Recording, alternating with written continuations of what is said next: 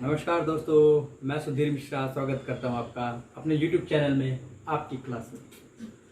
दोस्तों, आज हम पढ़ने जा रहे हैं फिजिक्स के कुछ ऐसे टॉपिक्स जो शायद आपके बेसिक को बहुत ही ज़्यादा स्ट्रांग बना सकते हैं। अगर आप चाहते हैं कि आपकी फिजिक्स में अच्छी कमांड हो तो ध्यान रखिएगा, इन छोटे छोटे टॉपिक्स को आप सीख लीजिए, आपकी फिजिक्स में कमांड बन जाएगी। बस ऐसे ही बेसिक क्लासेस का मैं स्टार्ट करता हूं आज का टॉपिक, जिसकी हम बात कर रहे हैं डिस्टेंस एंड डिस्प्लेसमेंट। ध्यान रखिएगा, ये एक टॉपिक छोटा सा टॉपिक है लेकिन बहुत ही इंपॉर्टेंट टॉपिक है। डिस्टेंस एंड डिस्प्लेसमेंट क्या होता है, ध्यान रखिएगा। फिजिक्स में आपको ये बहुत पढ़ने को मिलेगा और आपका ये टॉपिक बहुत ही बारीकी से क्लियर होना चाहिए। देखिए, डिस्टेंस क्या होता है। अगर मैं बात करूं डिस्टेंस की, तो डिस्टेंस क्या होता है, किन्हीं दो पॉइंट के बीच की दूरी, किन्हीं भी दो पॉइंट के बीच का डिस्टेंस होता है। डिस्टेंस किसी भी दिशा में हो सकता है, ठीक है ना। इसमें कोई आपके लिए ये नहीं है कि कोई दिशा हो। अगर मान लीजिए मेरे हाथ में कोई बॉल है और मैंने फेंक दी, तो वो कहीं ना कहीं जाके गिरेगी और कुछ ना कुछ डिस्टेंस कवर करेगी। मुझे ये नहीं मालूम वो बॉल कहाँ जाके गिरेगी, ठीक है ना। तो आपको क्या है, अच्छा, उसमें दो चीजें ध्यान रखिएगा। पहला, वो पॉइंट कि बॉल स्टार्टिंग में कहाँ थी, और दूसरा वो पॉइंट बॉल अब कहाँ गई है। तो पहले स्टार्टिंग पॉइंट और एंडिंग पॉइंट के बीच में जो भी डिस्टेंस है वही हमारा डिस्टेंस, दूरी है, हम बात कर रहे हैं।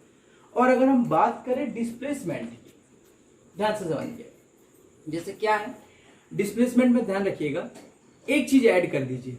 इसमें कोई डायरेक्शन नहीं थी, इसमें कोई डायरेक्शन नहीं थी, आप इसमें डायरेक्शन को ऐड और कर दीजिए। अगर डिस्टेंस में स्पीड के साथ किया जाए, स्पीड, अगर इसमें डायरेक्शन और हम ऐड कर दें, डायरेक्शन, ध्यान रखिएगा, दिशा, किसी एक दिशा में तय की गई दूरी को हम डिस्प्लेसमेंट कहते हैं, ठीक है।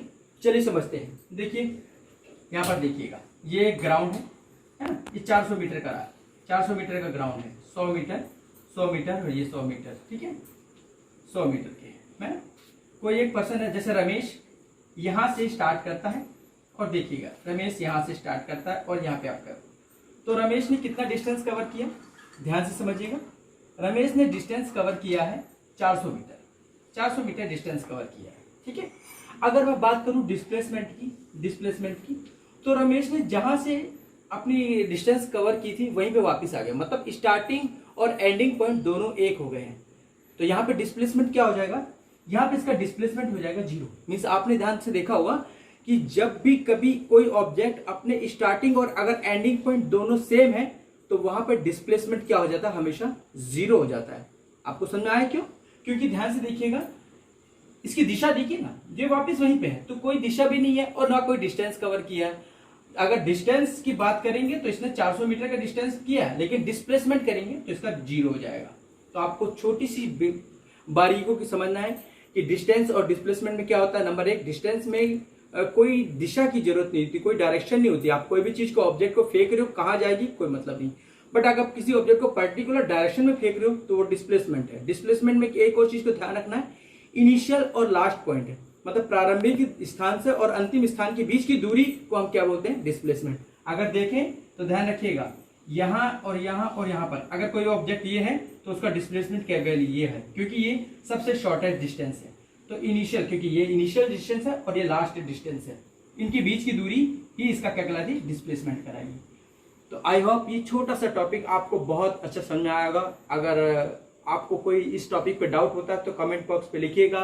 लाइक शेयर सब्सक्राइब करना मत भूलिएगा, और एक और चीज, बेल आइकॉन जरूर दबा दीजिएगा ताकि आने वाली वीडियो का नोटिफिकेशन आप तक पहुंचता रहे।